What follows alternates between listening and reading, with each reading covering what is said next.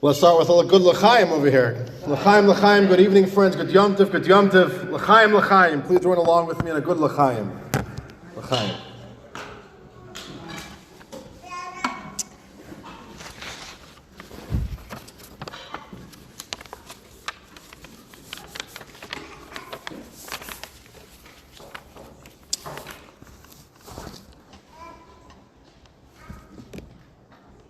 When Rabbi Shmuley asked me to come here, he says, I'm looking for somebody. I don't want you to talk about stuff. I want you to actually share a good piece of Hasidic teachings. I'm like, all right, challenge is on, huh? Pressure's on, but I got to give all of you real credit over here. You guys in Minnesota, you know how to do this over here. It's snowing and the show goes on. Nothing is stopping over here. So real good credit to you guys over here. Listen, days in the calendar don't get rescheduled over here. Tonight's the night. Today's the day. Yud Tes Kislev, the 19th of Kislev. The way history works is, in general, if you look back throughout history, history is usually not something which is necessarily sensed in the moment. Major moments of history is something which is usually seen in retrospect. The historians look back and say, wow, now we understand that moment was a major shifting point. We are celebrating today, arguably, one of the most significant turning points in all of Jewish history. There is something very, very substantial, a seismic shift in number one within the way the Torah has been unraveling. Just like a fetus unravels and slowly develops over 9 months, Torah is something that God has given to us, and that Torah is unraveling. 19th of Kislev, the revelation of the deepest parts of the Torah, of Chassidus, the soul of Torah, as Rabbi Shmuley mentioned. This is something which changed everything. It's not just a new genre, new teachings. Nothing stayed the same after. So, dear friends, I want to share with you a little bit of what really is Chassidus about. What does it do for us personally? And why, if I am effective right now, the call to action should be is that you should call up your Chabad rabbi and say, I want to learn Chassidus. I want to learn Tanya. I want to get more of this because this is a tremendous gift, a treasure that we the Jewish people have. So let's get into it. Here we go, dear friends. The story goes, there's a guy, he gets a pet parrot. But he discovers that his parrot has a terrible habit of foul language. Loves saying inappropriate things at very inappropriate times. And it's getting terrible. This guy tries inviting good company over, family dinner. There goes the parrot. See, he goes to his vet and says, you got to help me out over here. What do I do with this parrot? He says, listen, I've got a good trick, but you're going to have to trust me. Take your parrot, put it into the freezer for 60 seconds. Just put it in, close the door, count to 60. You take it out, and that's it. That's it. Now, what does that do? The vet says, just try it. That's what you do. All right, he comes home, doesn't say a word, goes right over to the parrot, picks it up. Opens up the freezer, puts it in the freezer, shuts the door. He hears a little bit of protesting in there, then it goes silent. And 60 seconds later, he opens the door. There's the parrot, takes the parrot out, puts it back in its cage, closes the cage, and he's waiting. What now? There's like 30 seconds of awkward silence. And the parrot says, can I please share something with you? And he says, yes, absolutely. And the parrot says, I realize that it is absolutely inappropriate the way I've been behaving. This is no way for me to be behaving inside of your home, and I would like to share with you that I make a firm commitment that I will never speak this way ever again. And this owner can't believe it. This is unbelievable. 60 seconds in the freezer and it's all done? And he says, yes, I'm so glad to hear. Absolutely. I love you, my dear parrot.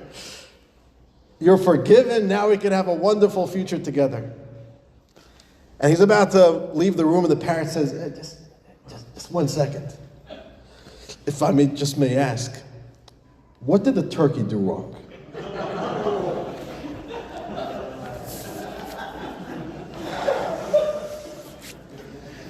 All right, dear friends, so what's the joke? It's a joke about what makes you tick. What makes a person tick? What's ticking inside of us? What's making us move? What's making us make decisions? At the core of Chassidus is not here to just teach about new topics, interesting stuff, fascinating stuff. It's getting to the core of what does it even mean to be a Jew? What is ticking inside of us? What does it mean to have a soul? Who are we? So dear friends, I want to jump right in over here. There's a big word, which for some people is a trigger word. I want to talk a little bit about this. There's a word in Hebrew, it's called emunah, which we translate as faith or belief. You believe in God, you have faith in God, and really that's at the core of a religious system, of a belief system, right? You believe in something, you gotta have faith, everything starts from there. Now, here's the problem. A lot of people don't like the word faith. Belief. And the reason why people don't like it, I actually get it, is because faith and belief is usually something which is understood to be very cheap and something which is very weak, very not solid. In other words, what's belief generally understood to be? Belief is generally understood to be the step before confirmation. The step before an understanding, a knowledge. So, the common understanding is believing in something means I don't know it yet. Because I don't know, my best option is believe or don't believe, and maybe you'll choose to believe. But who likes that? Especially in our society today, no? People like knowing things. We're not into superstitions, beliefs. You know, that's a crutch for people in foxholes. They have faith, belief. You know, give me something empirical. Give me a truth. Prove it to me. So the word faith, belief, has like a little bit of a bad rap, especially in today's world. So I'll give you an example. Here's like an example. Imagine if you're living, I don't know how long ago it was, maybe 100 years, a little bit over 100 years ago. And all of a sudden it was the first time that really the existence of a panda is starting to become known. It's a very weird concept. Here's a living teddy bear. It's a real thing. There's a bear out there, and it's so cute, and it's cuddly, and it's white and black, beautiful patterns, and it just eats trees, doesn't hurt anybody. All right. Do you believe it? I don't know. If National Geographic reports it, yeah, I guess so. Why not? We'll believe it. Doesn't hurt me, I'll believe it. Or I'll be cynical, I don't believe it. I don't care much. But what happens if you go to the zoo and you see the panda? Do you have to believe in pandas anymore? You don't need to believe in pandas, right? You're okay. No, I know there's pandas. The belief is gone. I don't need to believe in pandas. I saw the panda. Can you imagine if you never saw an airplane before? And someone tells you, yeah, there's a thing. You build a massive structure out of metal. You shape it like a bird. People get into it and goes up in the air, flies like a bird. You say, no, come on. Stop pulling my leg. No, believe me. I'm telling you, I saw it. Okay, I'll believe you. Then you see it. Do you believe in airplanes? I don't even believe in airplanes, right? I saw the airplane. Nothing to believe in. So telling somebody that there's a concept called belief in God, come on, that's not the world we live in today anymore. There's the internet. I could Google search something. Is it there? Can I confirm its existence or not? Why are we talking about belief? Which is why in today's world, scholars, philosophers, the big thinkers, they say, I don't want belief. I'm a thinker. I know how to think for myself. I'm not going to believe in things. I'll research, I'll investigate, due process, discovery. I don't need to believe. I'll know things or not.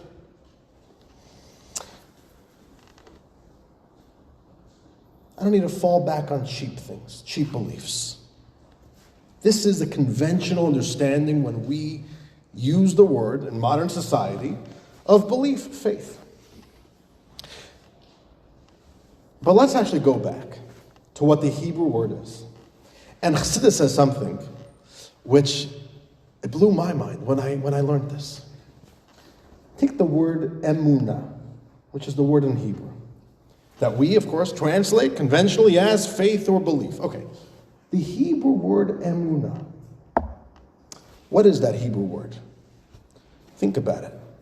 It's very similar to a Hebrew word that we all use and we all know. Emunah. Anybody? Say that again. Amen. Amen.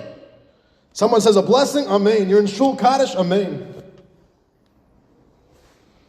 What's amen and emunah? What does that mean?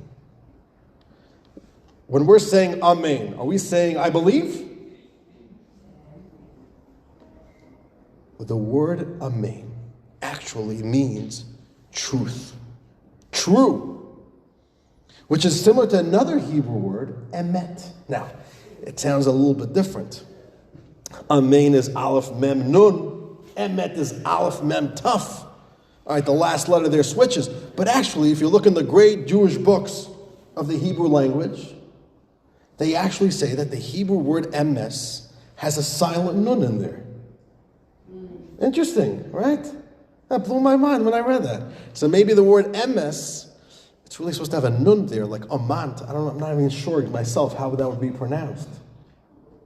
So really, amen is a form of emes, which is a form of emunah. We're not saying, I believe. We're not saying, I agree, sounds good, strength to you. What we're saying is truth. Oh, what does truth mean? Are we saying, amen, yes, I've thought about it, I've philosophized about it, I've theologized about it, I agree with you. Logically sound. Is that what we're saying? No. Emunah in Hebrew.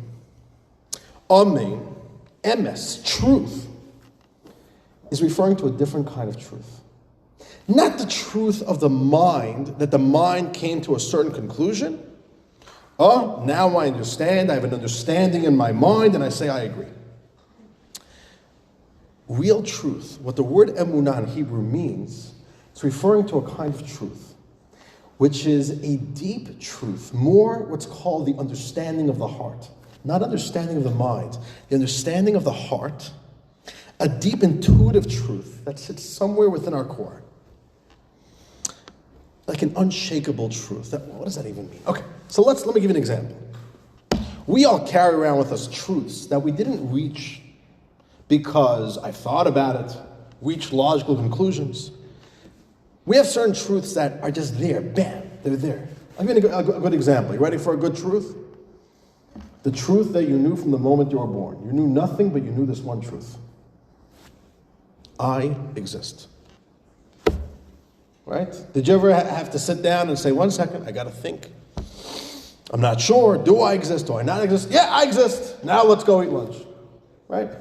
Human beings don't need to do that. No problem at all. The second a baby is born, the one thing they know is, I'm here, I exist, I need food now. 3 a.m., remember sleep? Nope, food now. I'm here. No one else is here, I'm here. Later we'll learn other people are here. First, I'm here. I exist. It's like a very big, unshakable truth. We're so unconscious of it because of how constant it is that we are in tune to this. But the biggest truth we walk around with is, I'm here, I exist. Our whole life is basically flowing from a deep internal truth we tell ourselves, I exist. Now, if you were to read a book, imagine you would sit down, let's say with somebody, a brilliant scholar, and he would sit down with you for 2 hours and explain to you with foolproof arguments that actually you don't exist. Irrefutable proofs. And he would say, no, do you disagree with me? And you say, no, you're right. You make 100% sense. Your mind understands it can't be that I exist, for whatever reason, right? Just theoretically over here. would you take yourself less seriously after that? Would you be like, wow, well, I understand now, I don't exist, so I guess I don't need to eat lunch? No. I'll tell you something fascinating. I saw this a few years ago. Elon Musk firmly believes that we are not real and we are all just a computer simulation. Like we're all the characters of a computer game. He says there's only a 1 in a million chance, according to his calculations, that we are actually real. It's an amazing thing. Here's a human being walking planet Earth, and he's really convinced that we don't exist. I have a question for you. Does he not take his existence seriously? I'm 100% sure that he takes himself very seriously. Eats food when he's hungry, goes to sleep when he's tired. He doesn't forget that he exists, right? Why? When there's a real truth, what we call an inherent truth, an innate truth, that is not something that has anything to do with the mind. Logic, it's not that it's pre-logic, post-logic. It has nothing to do. It's like a different wavelength. It's a different existence. Which is why something which is a core truth that we contain, for example, that I exist, it's unshakable. If I read a book that convinces me that I do exist, I don't believe in my existence anymore. Right? And if I read a book that tells me I don't exist, I'm not going to take my existence any less serious. Because logic, even if my mind can't wrap my head around a certain inner core truth, but it's not inner core truth. I'll give you another example. You know, one of the beautiful experiences of having children is the absolute gush of emotion the second they're born. The second they're born, you hear their first cry and the love bursts out of your heart. It's an unbelievable thing. Now, imagine we're sitting in the hospital, my wife and I, and the doctor comes in shortly after we had the baby and says, you know, young mother and father, let's say it's our first child. I want to speak to you about something. There's a very important concept called loving your child. And I want to give you a presentation, we'll make a PowerPoint presentation, why you should love your child. I'll give you a lot of good logical arguments why you should love your child.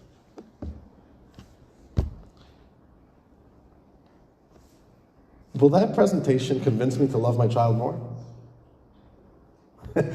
Actually, it's pretty offensive, right? Please stop rationalizing my love. Please stop rationalizing my truths. My truth has nothing to do with your PowerPoint presentation. It's a truth, which is also why it comes out in a gush. It's there instantly. It's there from this moment of existence. It's not something which I have to develop rationally, build it with bricks of logic, and then if it's built with bricks of logic, it could come crumbling down with that very same logic. It has nothing to do with this. Try picking up a math problem with a fork. It's just, I understand, forks are real, math problems are real. They're not part of the same universe. There are certain deep internal core truths. Comes along Chassidus, comes along Rabbi Shneur Zalman, and says, I've got news for you. Believing in God is not something that is circumstantial. You went to Hebrew school. They told you before you were able to make any of your own decisions that there's a God. All right. You bought into it. Until you had any reason to doubt it. Is that what faith is? Is faith circumstantial? Or something that we have to investigate and understand, and if I understand it, then maybe I'll have some faith. No. This is a core truth beating inside of the heart of a Jew. Emunah is amen. It's emes is a truth. When we say amen to another Jew's blessing, when we say amen to a kaddish, what we're saying is, yes, I affirm, not because I understand, maybe I do understand, it doesn't matter, but I affirm from the depths of my heart and soul, this is a truth. I am with you on this truth. We share this truth. Your connection to God, your connection to the Torah, your connection to every other Jew. These are not superimposed qualities or conclusions that you could reach, which that would make a smarter Jew a better Jew, a smarter Jew a more connected Jew. No.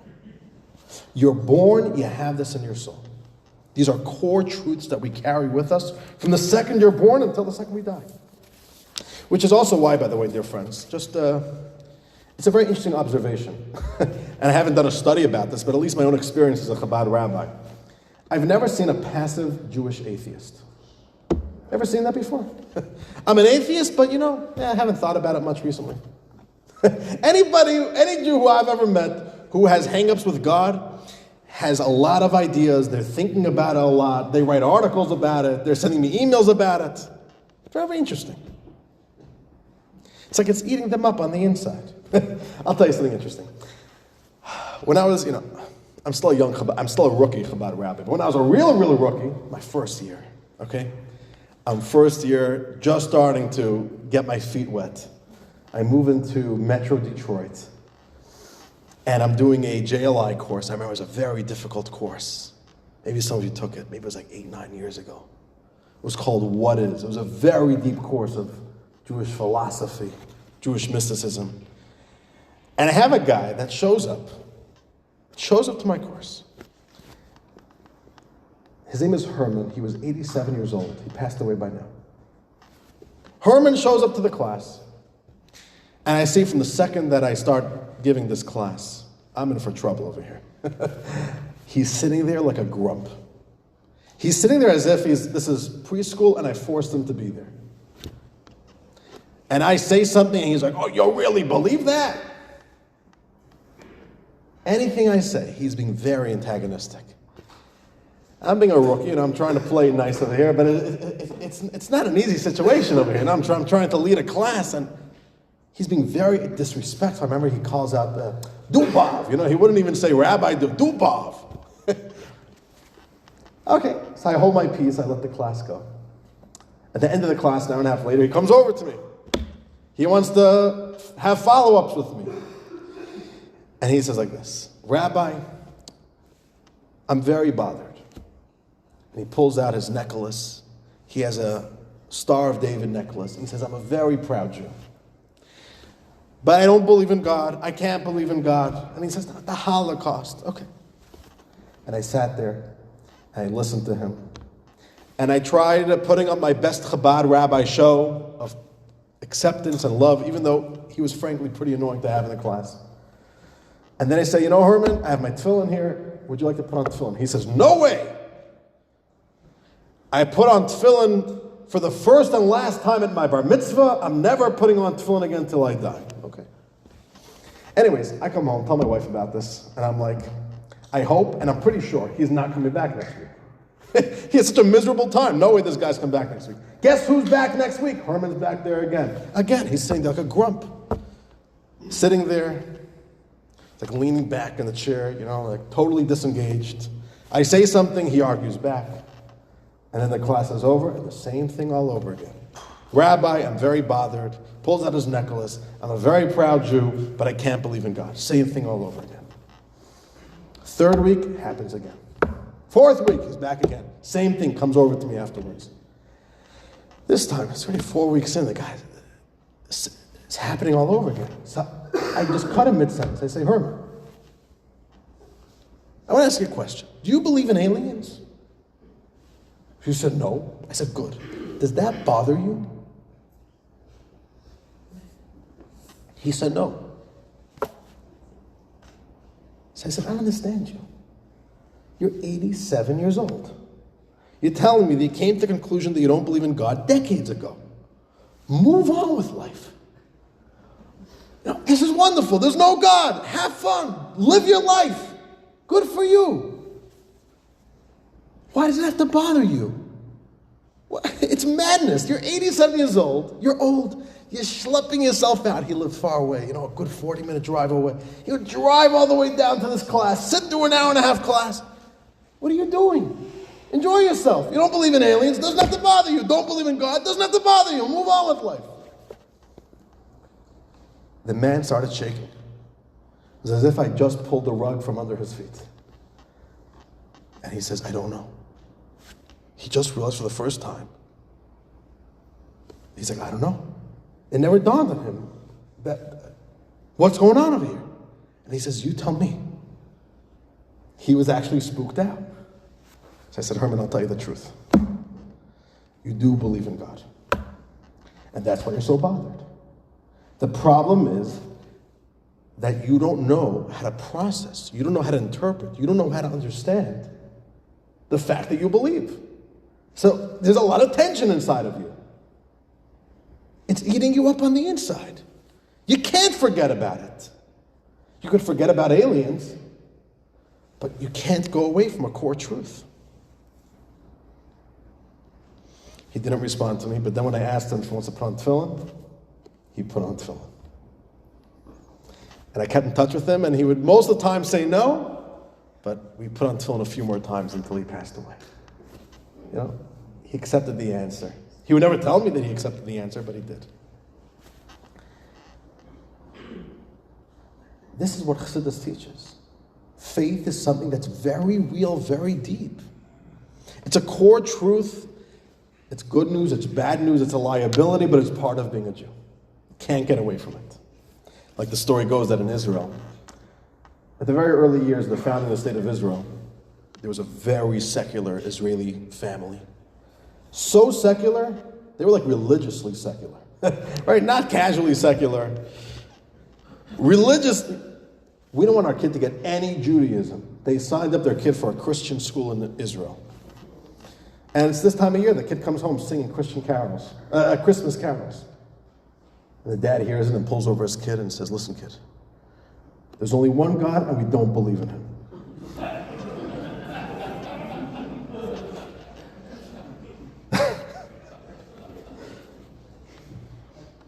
We don't believe, but it's in the one God that we don't believe.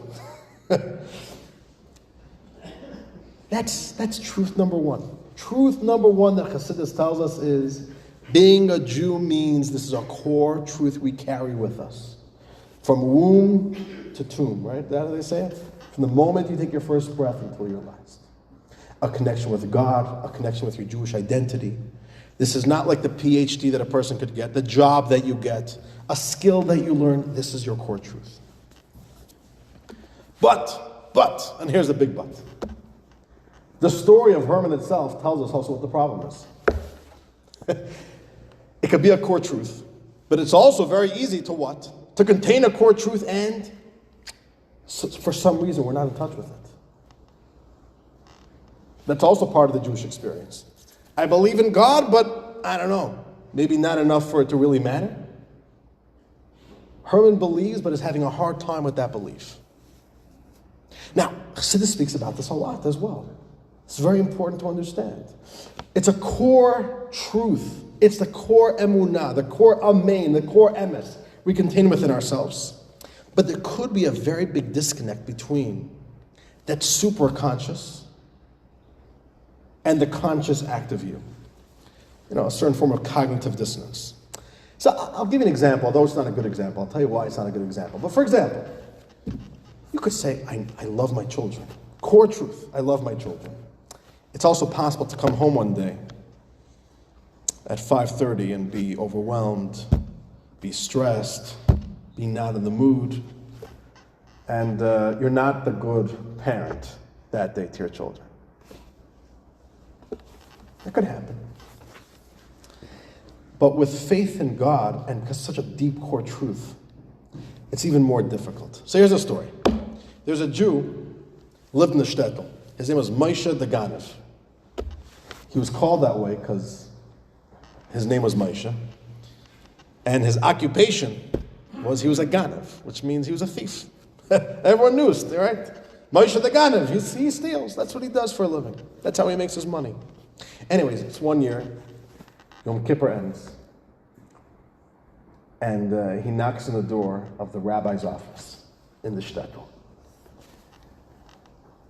It's after the break fast, and Moshe the Ganev tells the rabbi, listen, Rabbi, your sermon today was so inspiring.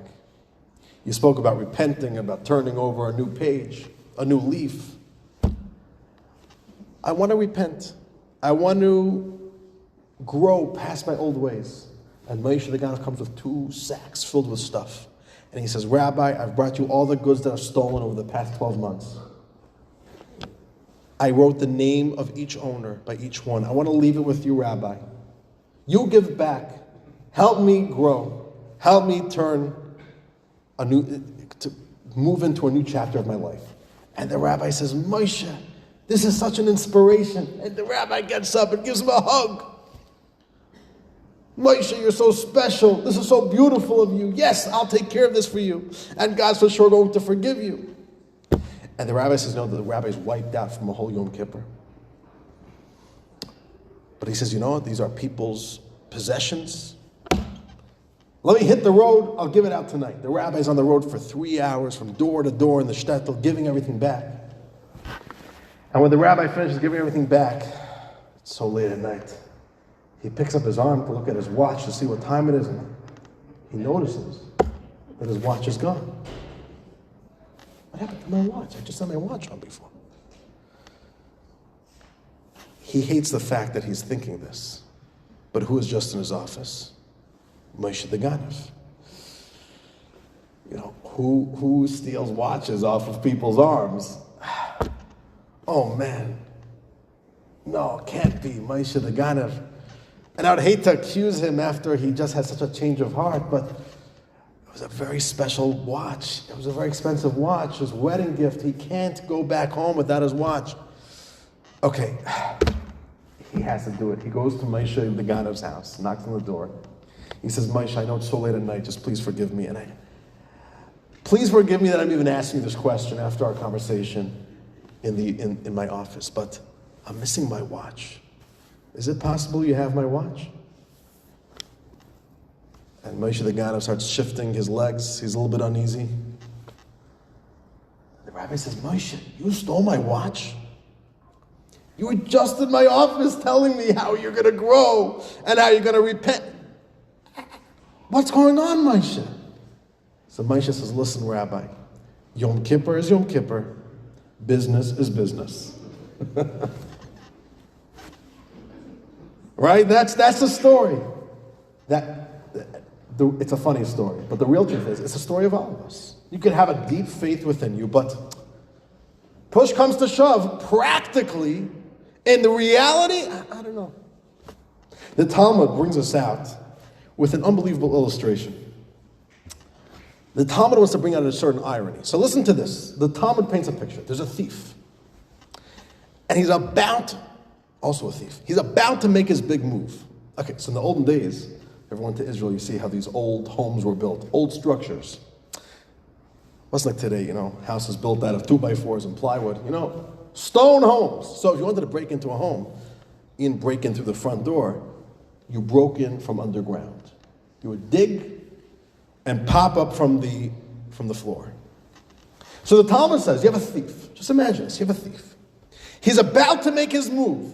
He has his tunnel, he's going to break into a home, but he's scared. So you know what he does? He says a silent prayer to God, asking for God's help. The irony, right? It's absurdity. What are you doing? If you believe in God, what are you going and stealing? It's one of the 10 commandments, don't steal. If you believe in God, believe that God could give you an honest living. You going stealing? What's wrong with you? And if you're going to go steal, what are you going and asking God for help? And the Talmud says that's the point. It could be this way. We have to understand reality.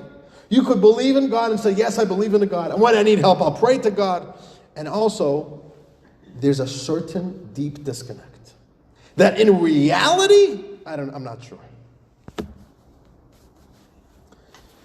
So how do we take something, a deep core truth that we have inside of us, and we know we have it, but how do we actually bring it out into our real life, our visceral, real life experience, day-to-day active life? How do we do that? Says Chassidus, and this is one of the major techniques, one of the major ideas of the book of the Tanya, and one of the major revolutions of Chassidus. And in a certain way, this explains what all the teachings of Chassidus are. It's in the Bible, in the prophets. It's at the very end of King David's life, great king of Israel. And he's sharing his final words to his son, the future king of Israel, King Solomon. And he tells his son these words. Da es Elokei avicha. Know the God of your father, or of your fathers. Va'avadeyu b'leiv shalom. And serve him with a complete heart, with a full heart.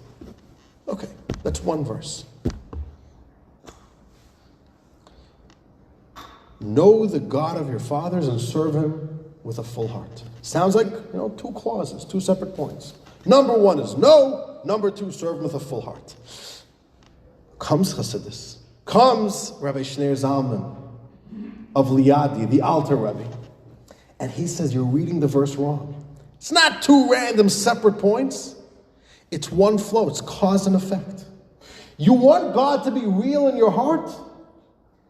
There has to be this Hebrew word da, which we translate as know, knowledge. But it means more, bring it into your consciousness. Learn about God to the point you can mentally connect to this. And this is what Rabbi Shneur Zalman, the major revolution Rabbi Shneur Zalman did is to take the core emunah. What is going on inside of my soul? What's bubbling inside of my soul? And to give it a framework, an understanding. But it's not an understanding like a philosophical idea, but it's a medium. A medium through ideas, through words, through concepts, through explanations that help us be able to understand and interpret what's going inside of us and to bring this deep intuition into something that, wow, it's in my conscious thoughts. I could understand it, and therefore I could feel it, and I could really bring it into something practical into my life. So here's a story. How new is this Chabad house? Chabad Center. New, I could tell, huh? Still looking for sponsorships over here, right? Okay, so here's the story. A rabbi is building a brand new building for his synagogue. This is not a simple project over here. This rabbi, his beard got white from the project. Fundraising the money, dealing with the contractors, dealing with the township, the permits. Months and months, years of delays, and finally the building is up. And it's the Sunday they're going to be making on this Sunday the grand opening. But it's down to the wire. Hebrew school is still there in the morning. They're pouring fresh concrete in the parking lot. And today is the day the whole community's coming out, grand opening. The rabbi is there. He hasn't slept the whole last night. He's a mess. He's trying to oversee the last details, the last logistical preparations. They're pouring the concrete in a section of the parking lot. Hebrew school's coming out, and he sees two big rowdy boys, troublemakers, big troublemakers of the school. They're chasing after each other, and they run straight into the wet concrete. Oh man, you just feel the pain in the rabbi. Fresh concrete. It's expensive concrete. These kids just ran right into it. And that's it. For the rabbi, that was the last straw. He loses his cool. What are you kids doing? He's screaming at them. Right then, one of the fathers pull up. And what does he witness? Here's the rabbi screaming at his son.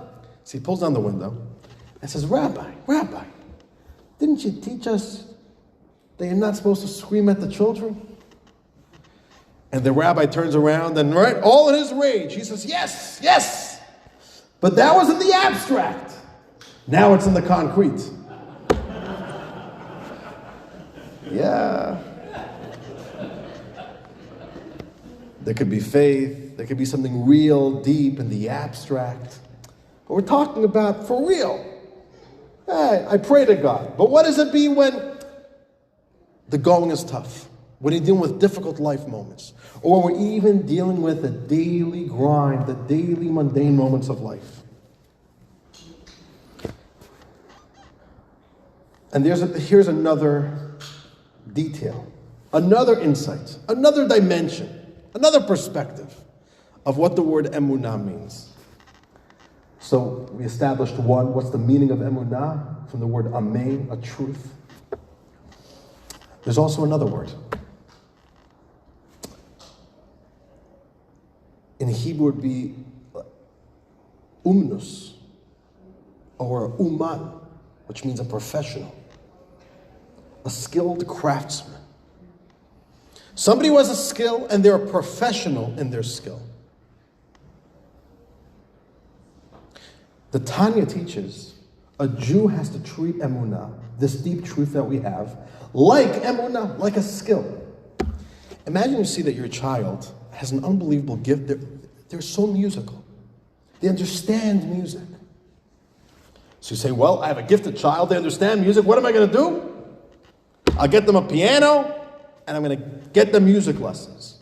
What are they learning? What do you want your child to get in music lessons? How to read notes? You see this note, hit this button. See that note, that button. Become more fluent in it, you got to hit a lot of buttons at once. You learn to hit buttons. A real skill is, I have it inside of me. I just don't know how to express it.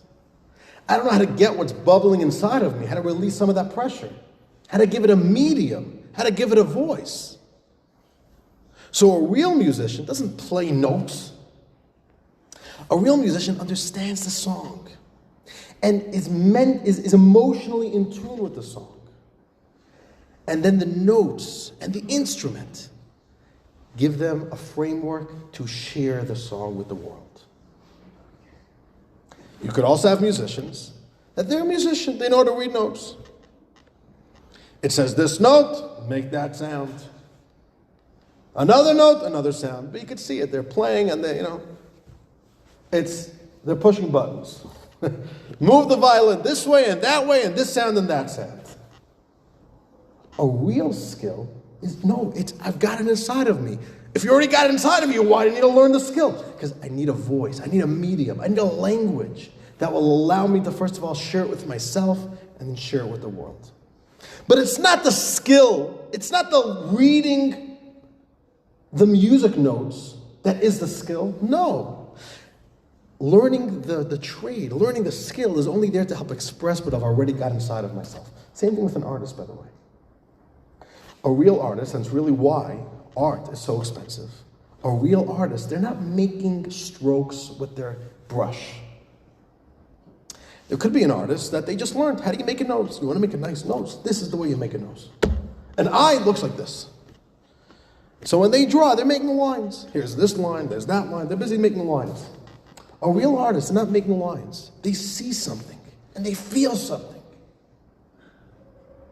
And through the pen, through the marker, through the paint, through their hands, they're able to share that. But when they're doing it, they're not busy making details.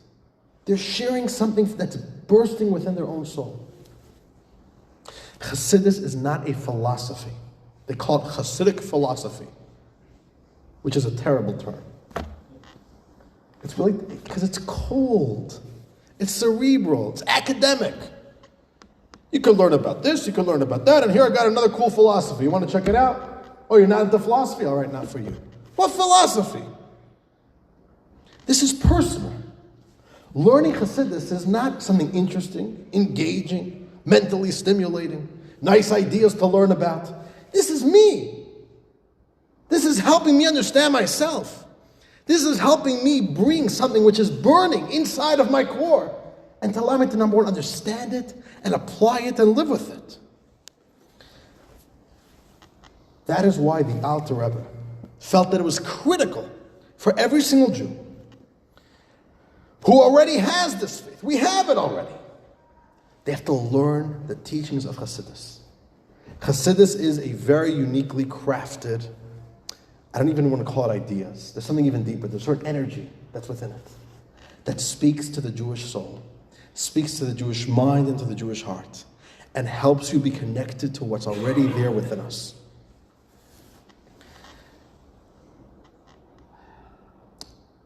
One night, very late at night, 3 a.m., there's a guy, he's stumbling through the streets. So a cop sees what's happening. This guy can't walk straight. He pulls over next to him and says, "Sir, where do you think you're going?"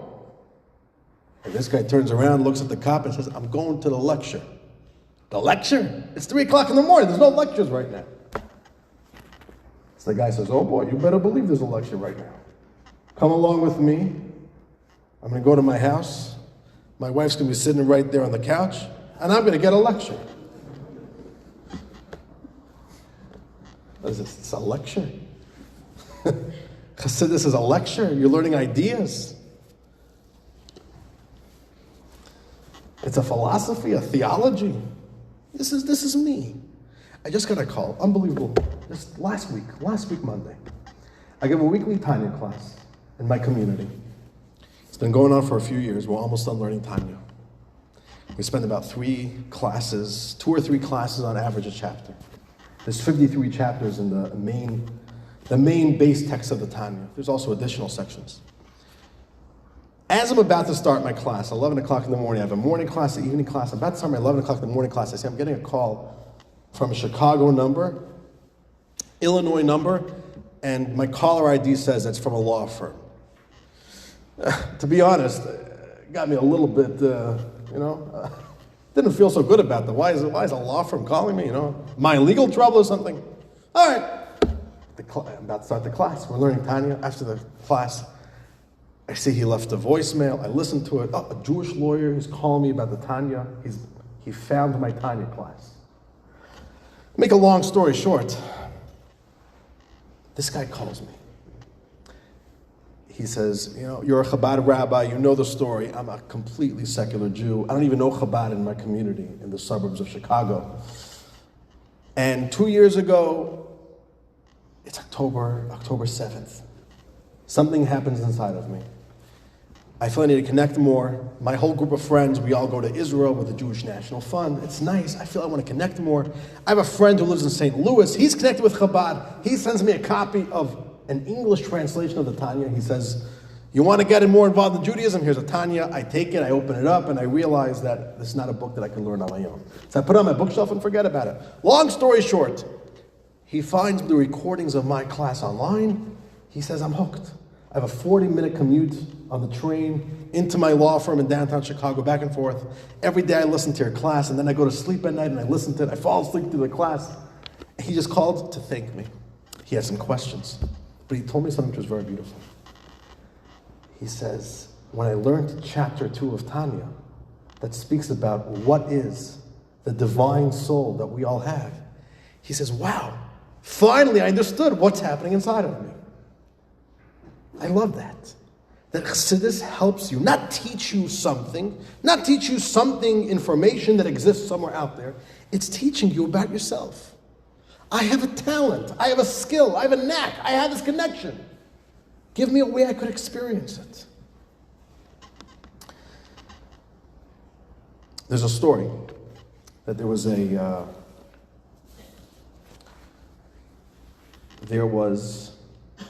boy in the shtetl. And the local matchmaker in the shtetl told him that, there's a good girl in the next shtetl over. Maybe go on a date with her. Maybe you'll like her. Maybe she's your match. They're excited about it. He goes, travels to the next over village, comes back the next day, and his parents are all excited. How did the date go? He says, listen, Dad and Mom, I want to tell you something. I arrived there, she's terribly short. But you know what? It doesn't bother me. It does not bother me whatsoever. And they're like, oh, that's wonderful, okay. And then I get there, and we start speaking, and I can see she can't speak properly. She has like a deformed mouth. She can't speak clearly. I couldn't even understand what she's really saying. But it doesn't bother me. Oh, okay, wonderful. It doesn't bother you. And then we start actually speaking. And I can see that she's a very unintelligent person. Doesn't really, have any grasp on anything. But it doesn't bother me. It doesn't bother me. And this goes on. He's just giving his report. One bad news after another. And he keeps on saying, it's okay with me. It's really okay. It doesn't bother me. The parents are starting to get nervous themselves. What's going on over here? They say, 1 second, son, what? Why does this not bother you? He said, I'll tell you why. Because I don't plan on marrying her. Nothing to do with me. What do I care? She can be whatever she wants to be like. It doesn't bother me, right? That's one attitude. All right, there's a God out there. I'll learn about it as a intellectual curiosity. Fascinating, interesting. All right. One day all right, God said this, doesn't bother me. Why not? Whatever. I don't care. I don't plan to be really in a relationship with God, Or no, this is personal. I'm not learning about somewhere else, somebody else, a different time, a different dimension, a theory, an abstraction. This is personal. This is me. That's what this wants us to have. We have emunah, we have deep faith. We should be in touch with it. That's the way that we become stronger Jews, that we take what we already have inside of us. We bring it out. This past summer, we had a little bit of a medical scare. Thank God everything was okay. But it was an early Friday afternoon, and I rushed to the emergency room with my then just barely 4-year-old boy. We were helping out with the Chabad summer camp in up north Michigan, so we run to the hospital there. And I thought, Shabbos in the summer in Michigan starts really late, like 9 o'clock at night, 9:30. I'm like, we have 8 hours in the hospital here, we'll be okay. In the end, we ended up being there in the emergency room, one test, another test, and oh my, there's no way we're going to be out of here before Shabbos. I'm starting to scramble, trying to call my Rav who lives in Brooklyn, my rabbi, to find out, what do? I'm with my son stuck here in the hospital. We're an hour away from, are we supposed to camp out here a whole Shabbos? I had to get a number to a rabbi who I don't usually speak to in California to help me out. I text him, emergency, I know you don't know me, but I need an answer. Okay. Just in case you're wondering, he says, because you have a young child, the young child needs to be back with his mother on Shabbos. So as soon as the hospital allows you to go, they discharge you.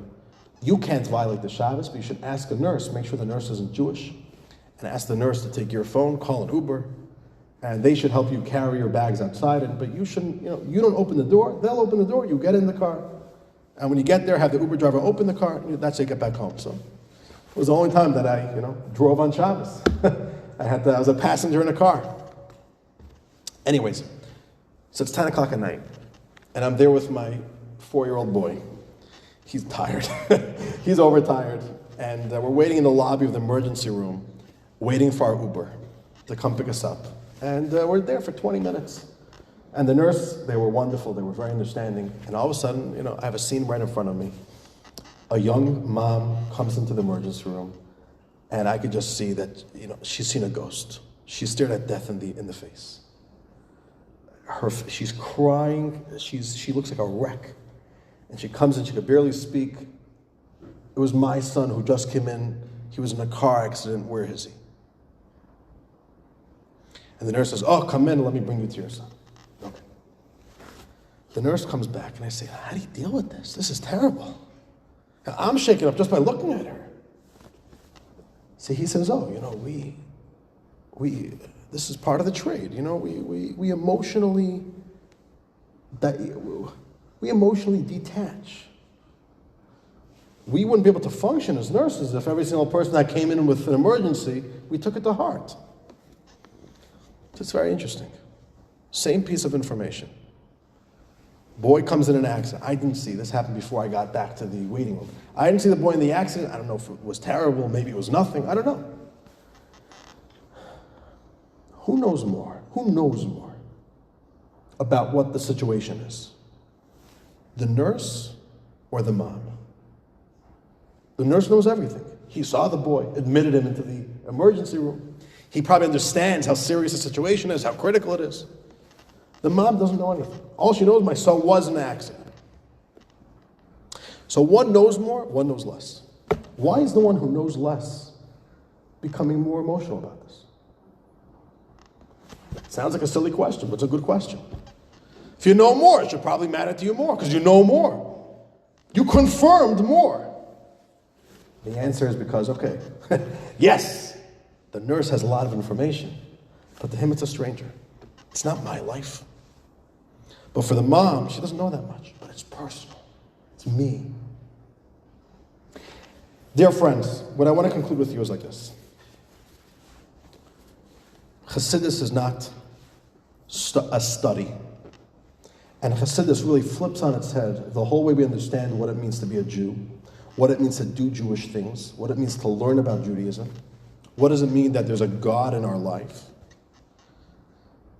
We think there's me, and then there's all these nice recreational things I could be doing. I could study Torah, I could do a mitzvah, I could be in a relationship with God, understand how important it is, I could understand more about God, understand less about God, okay. Hasidus comes and shares with you now. Let's flip the script. Judaism is from the inside out. There's no Judaism outside of you. It's all there within you. We don't do a mitzvah to do something Jewish. We do a mitzvah the way an artist, the way a musician needs the instrument.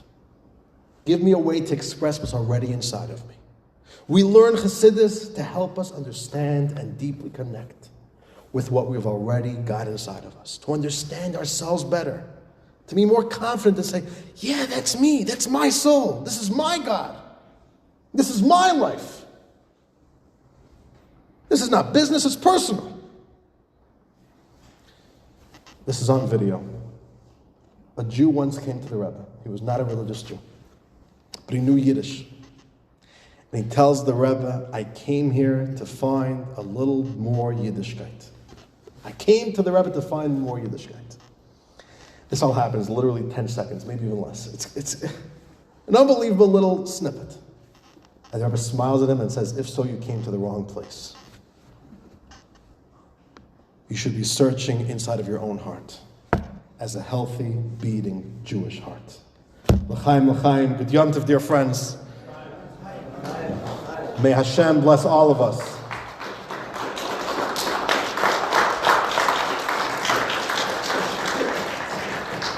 May Hashem bless all of us. Number one on me. To drive home safely. What drive home? We're going to bring here. No driving home. We have another year. A Rosh Hashanah gives us new energies. Tonight is a Rosh Hashanah. We get new energies, not just to learn Hasidus, but to become people of Hasidus, which we call Hasidim. And a Chassid is not somebody who dresses a certain way. A Chassid is somebody who's more in touch with their soul through learning these special teachings. So, if I'm effective tonight, what I want to encourage all of you is to not rest tonight. Don't go to sleep tonight until you make a game plan how between this 19th of Kislev and next year of 19th of Kislev, we are all going to be learning more Hasidus. Drive your Chabad rabbis crazy. Tell them, I know you're busy. I need to learn this stuff. It's life-saving stuff. I cannot not learn this. Learn it.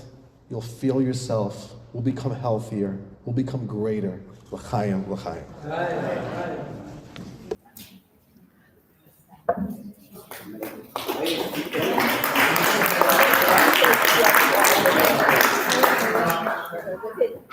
I don't, a round of applause doesn't do it any justice. You know what he means? Ay, ay, ay, ay, ay, ay, ay,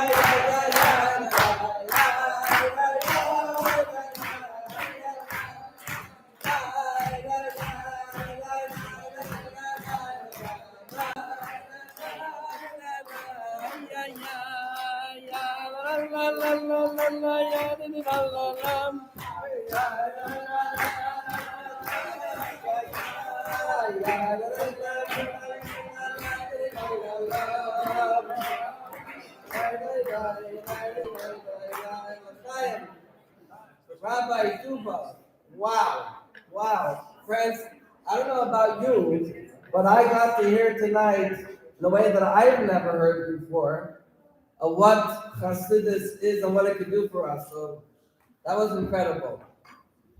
And l'chaim, that the words that Rabbi Duba spoke should enter our heart.